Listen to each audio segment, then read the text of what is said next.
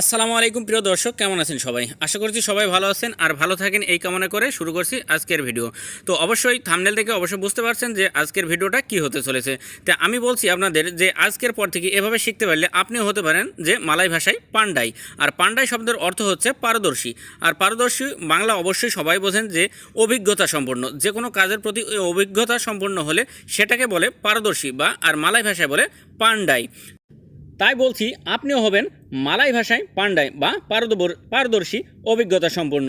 আর ভিডিওটি শুরু থেকে সম্পূর্ণ দেখলে অবশ্যই বুঝতে পারবেন যে মালাই ভাষা কতটা সহজ এবং আপনার কাজের ক্ষেত্রে কতটা ভূমিকা পালন করবে। তো চলুন শুরু করা যাক মূল ভিডিও। প্রথমে লিখেছি দেখুন যে এখান থেকে বের হন, এখান থেকে বের হন। কেলুয়ার ডারিসিনি, কেলুয়ার ডারিসিনি, এখান থেকে বের হন।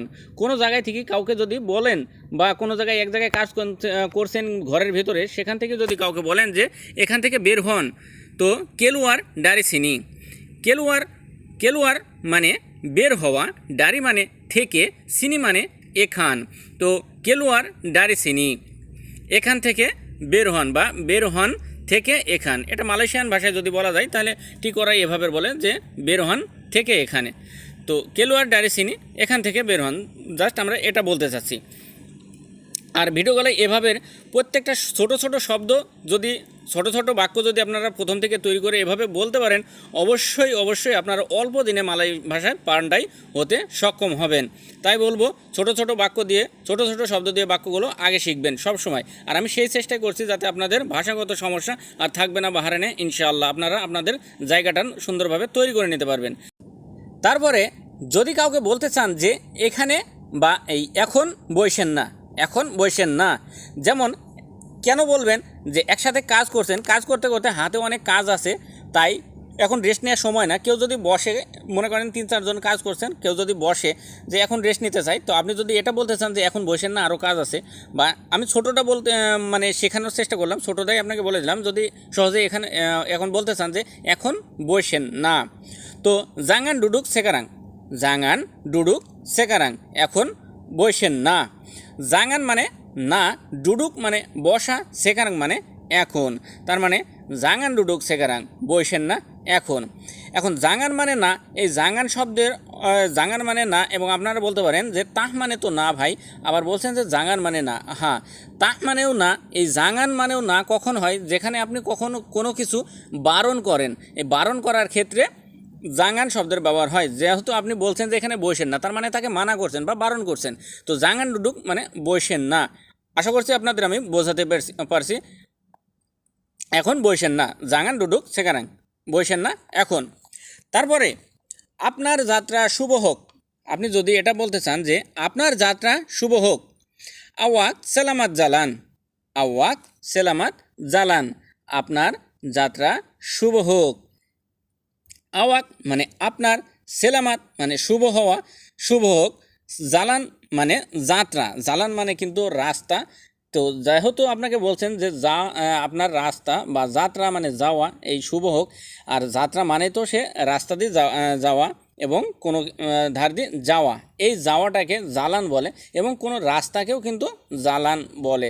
আশা করছি বুঝতে পারছেন। তো আওয়াক সেলামাত জালান, আপনার যাত্রা শুভ হোক।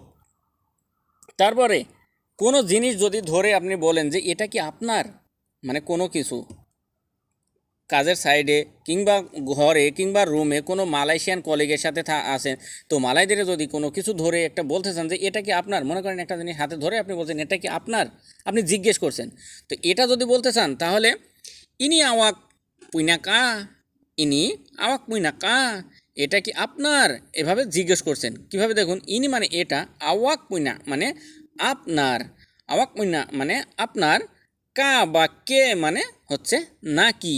তো এটা কি আপনার, মানে এভাবে জিজ্ঞেস করছেন। কিন্তু ওরা যদি বলে মালয় ভাষায়, এটা ঠিক এভাবে হয় যে ইনি আওয়াক পুইনা কা, মানে এটা কি আপনার নাকি, এরকম। তো আশা করছি বুঝতে পারছেন। তারপরে এটা আমার না, যদি এটা বলতে চান যে আপনি, যদি ওইটা আপনাকেই কেউ জিজ্ঞেস করে, তাহলে আপনি এটা যদি বলতে চান যে এটা আমার না, এটা আমার না। ইনি বুকান সায়া পুইনা, ইনি বুকান সায়া পুইনা, ইনি মানে এটা, বুকান সায়াফুনা মানে আমার না। ইনি বুকান সায়াফুনা মানে এটা আমার না, এটা না আমার।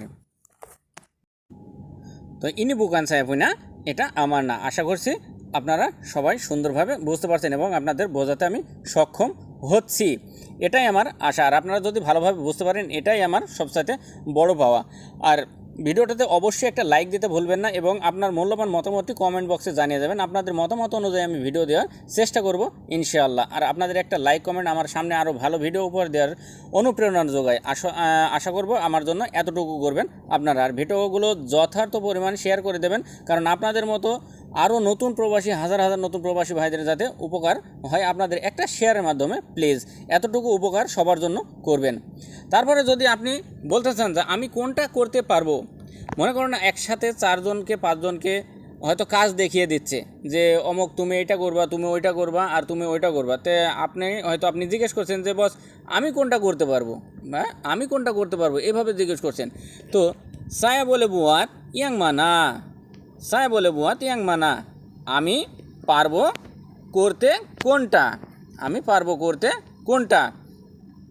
তো সায় মানে আমি, বলে মানে পারা, বাত মানে করা, ইয়াং মানা মানে কোনটা, ইয়াং মানা মানে কোনটা। তো সায় বলে বাত ইয়াং মানা, আমি পারবো করতে কোনটা। এখানে দেখুন একটা কথা ভালোভাবে শেখার চেষ্টা করবেন। এই যে মানা, মানা শব্দটার কিন্তু অনেক অর্থ হয়ে যায়। কেন? যদি শুধু মানা লাগায়, যদি শুধু বলেন যে মানা, তার অর্থ হয় কোথায়। যদি ইয়াং মানা বসেন তাহলে হয় কোনটা। যদি বলেন যে মাসাম মানা তাহলে হয় কিভাবে। বোঝার চেষ্টা করবেন, আমি সব রকমভাবে বুঝিয়ে দেওয়ার চেষ্টা করলাম এজন্যে। তো সায়া বলে বুয়াত ইয়াং মানা, আমি পারবো করতে কোনটা। ভিডিওগুলো ভালো লাগলে অবশ্যই চ্যানেলটি সাবস্ক্রাইব করে পাশের বেল আইকনটি বাজিয়ে রাখবেন পরবর্তী ভিডিওগুলো সবার আগে পেতে। ধন্যবাদ।